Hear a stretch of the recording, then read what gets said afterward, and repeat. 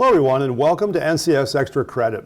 I'm Jerry Bailey of NCS, and Extra Credit is our short video series on current topics in the credit world, mainly oriented towards mechanics liens, UCC filings, and collections. Today Mark Herviton of our construction services area has been nice enough to spend some time with us and lend his expertise in the area of performance and payment bonds. Welcome, Mark. Hello. Mark, we get questions every day, and bonds have been around for years and years. Essentially, they were created to allow the government to move the risk of loss from themselves to the private sector, specifically the private surety companies that post the bonds. But why don't you outline the different types of bonds and who they protect? Sure.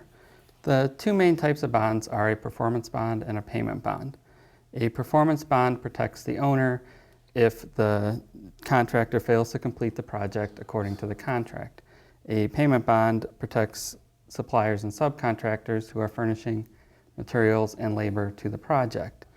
Normally, the contractor will obtain both of these bonds on a job. However, it is the payment bond that you would be looking for in order to provide protection. So when should a credit manager look to obtain a copy of this bond? It is best to try and obtain a copy at the beginning of the project. Often it is much easier to get a copy before there are problems on the job. Also, by obtaining a copy up front, you can review the bond in order to make sure you are protected. You will want to look for certain things, such as who the principal on the bond is and who they are bound unto. Most of the time, the general contractor will be the principal bound unto the owner of the project. But sometimes the subcontractor may obtain a bond as well. Depending on who obtained the bond can affect the type of claim you will need to make against the bond. So then if the creditor goes unpaid, then they file a claim against this bond? That is correct. You would want to serve a bond claim, usually upon the principal of the bond and the surety, stating that you are making a claim and looking to the surety for payment. The requirements for making a claim can vary. Often, if it is the general contractor's bond, it will follow a state statute. However, some states do not have a specific statute, and then you'll have to look within the wording of the bond for the requirements and timeframes for a claim. That's a good point, and another very good reason why you want to obtain copies of the bonds up front. So are there bonds available on every job? No, not necessarily. Most public projects will have a payment bond. However, sometimes a contractor may not obtain a bond if the job is too small or for other reasons. This is why you should always ask at the beginning of the job and not just assume there is a bond. Also, sometimes there may be a payment bond on a private project.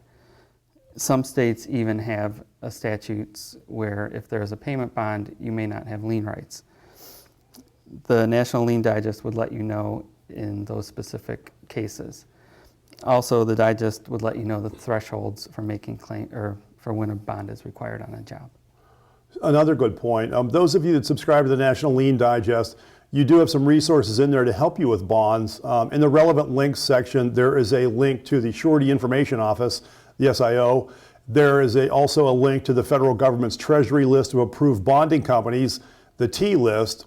And then, as Mark said, you have the little cheat sheet of bond thresholds state by state for public jobs.